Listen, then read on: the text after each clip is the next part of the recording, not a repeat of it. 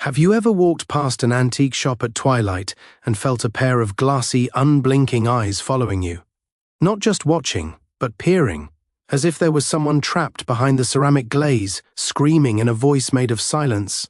We've all seen dolls that look too human, but in the dark, suffocating corners of a forgotten workshop, there exists a nightmare where the line between flesh and porcelain has vanished entirely. Imagine a world where beauty is a death sentence and the perfect smile is achieved with silver wire and a needle.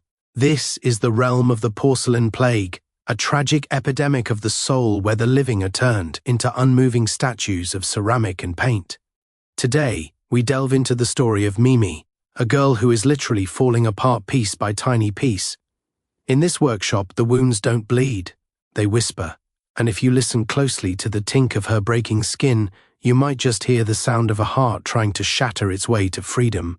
Lean in, keep your hands to yourself, and whatever you do, don't let the doll doctor see you blink. This is the agony of the mourning doll. Our chronicle begins in the subterranean depths of a cellar that smells of damp stone, mothballs, and the sharp mineral tang of wet clay. In this 3D Pixar-style world, the environment is a character in itself. The dust motes dance in single beams of sickly yellow light, landing on the shattered remains of 1,000 failed patients. This is the domain of Mimi, a small, delicate girl with skin made of cracked white porcelain, eyes like painted violet flowers that bleed blue ink, and hair made of stiff pink yarn bows, wearing a dusty tutu made of yellowed lace and silk. Mimi is a masterpiece of macabre design. Her skin is a brilliant, haunting white, but it is marred by a spiderweb of fine, dark fractures that pulse whenever she tries to move. In our 100-scene journey, we witness the terrifying texture of her existence. You can see the high-gloss glaze on her cheeks, reflecting the cold, hard reality of her prison. Her hair, made of thick pink yarn, is stiffened by age and grime, tied in bows that look more like bandages than decorations. But it is her eyes that stop the heart. They aren't biological, but painted violet flowers. And from these flowers, a thick, visceral blue ink leaks constantly, staining her porcelain face like a permanent bruise of grief. Mimi is a mourning doll, a vessel for the sorrows that the world refuses to acknowledge. But she is not alone in this cellar. Looming over her is the architect of her agony, the doll doctor, a skeletal man with 4 wooden puppet arms, a face hidden behind a theatrical tragedy mask with glowing yellow eyes, wearing a tattered velvet frock coat and a top hat filled with silver needles. The doctor is a vision of industrial horror. His 4 wooden arms click and clatter with a rhythmic, mechanical hunger, and his tragedy mask never changes expression even as his glowing yellow eyes pulse with a predatory light. To him, Mimi is not a girl. She is a flawed unit that must be perfected through pain. The first quarter of our narrative explores the daily rituals of the workshop. We see the doctor using his long, jagged needle fingers to sew silver wire directly into Mimi's ceramic skin. Every repair he makes only creates more internal pressure, leading to more cracks and more ink. The sound design is chilling, the sharp scrape of metal on china, the tink-tink of new fractures forming, and the doctor's dry, rattling laugh. Perfection requires a steady hand, Mimi, he whispers, the sound coming from behind the mask like wind through a graveyard. Mimi's internal monologue, a fragile tinkling sound like wind chimes, echoes her despair. "I am a secret written in glass," she cries, and he wants to bury the secret under a coat of paint. As we move into the second act, the scope of the porcelain plague expands. Mimi is not the only victim. The doctor has been harvesting the children of the village above, turning them into a silent choir of porcelain statues. We see the tragedy of a boy whose skin has turned to blue-tinted ceramic, his hands frozen mid-reach for a ball that will never bounce again. The Pixar style emphasizes the tragedy through color. The vibrant, warm hues of the village are slowly being replaced by the cold, sterile white of the porcelain. The turning point for Mimi arrives when she discovers that her whispering wounds, the cracks in her skin, are actually doorways to the memories of the other children. When she touches the fractures of a broken doll, she sees their lives, their names, and their laughter. She realizes that her blue ink is not just waste, it is the liquid memory of the village.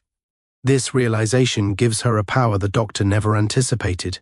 She begins to use her ink to unpaint the tragedy. The escape sequence is an epic of cinematic tension. Mimi steals a jagged porcelain shard from the Doctor's workbench as he lunges for her with his 4 wooden arms, his top hat spilling silver needles like rain. Mimi slashes at his velvet coat. Instead of blood, the Doctor leaks sawdust and dry mothballs. He is as hollow as the things he creates. Mimi runs. She climbs the stone stairs, her porcelain feet making a sharp clack-clack on the cold floor. The Doctor scuttles after her, his wooden limbs clicking like a giant insect on the stone walls. She reaches the village square, and for the first time, we see the true scale of the disaster. The village is a living museum of grief. Every citizen is a statue, their porcelain skin cracking under the weight of the Doctor's silence. But Mimi refuses to be silent. She stands in the center of the square and claps her hands. The blue ink from her violet eyes explodes outward, but it doesn't stain, it heals. The ink flows into the cracks of the other statues, acting as a magical solder. In the 3D Pixar style, we see the transformation, the cold, white porcelain softens, turning back into warm, living clay and then into human flesh. The final battle with the doll Doctor is a visual spectacle of texture and light. The Doctor manifests as a giant entity of smoke and needles, his tragedy mask a mile wide against the moon. He tries to re-stitch the village, throwing miles of silver wire from his wooden fingers. But Mimi has learned the ultimate secret.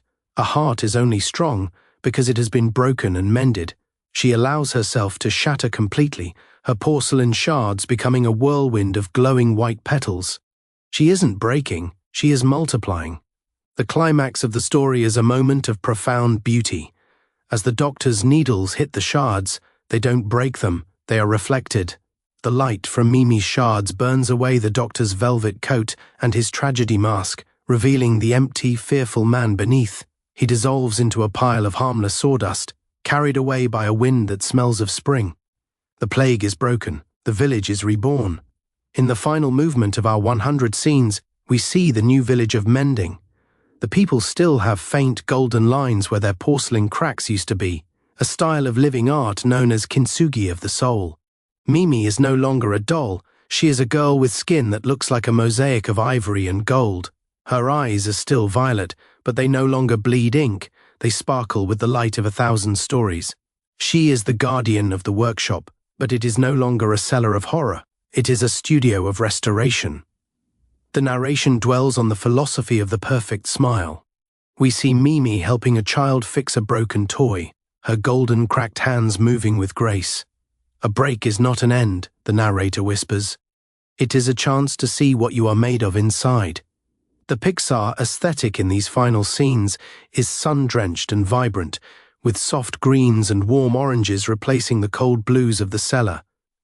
The narrative concludes with a cosmic view. The constellation of the Mourning Doll is visible in the night sky, a reminder that even the stars are just points of light in a vast dark crack. Mimi is the one who keeps the stars aligned. Her blue ink now the river of the Milky Way, carrying the dreams of the mended to the furthest reaches of the universe. The story of the whispering wounds has come to a close, but the song of the mended heart goes on forever. Mimi's journey is a powerful testament to the idea that our scars don't make us ugly, they make us unique. We are all, in a way, mourning dolls, trying to keep ourselves together in a world that wants to break us. But as Mimi showed us, the Doctor only has power as long as we believe we are meant to be perfect. The moment you embrace your cracks, you become unbreakable.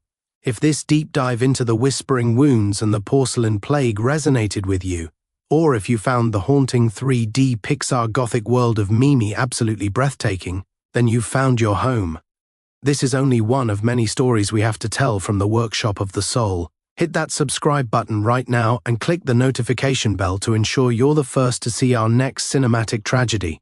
Next time, we're heading into the mirror of mistaken souls to find out what happens when your reflection starts to live a life of its own, and you won't want to miss a single shard of that story.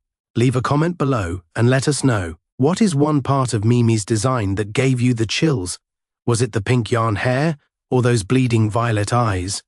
We read every comment and love the community of shadow whisperers we're building here. Like the video if you believe that every broken thing deserves to be mended with gold. Until the next wound whispers its secret, stay whole, stay beautiful, and keep your internal light shining through the cracks. Thank you for watching.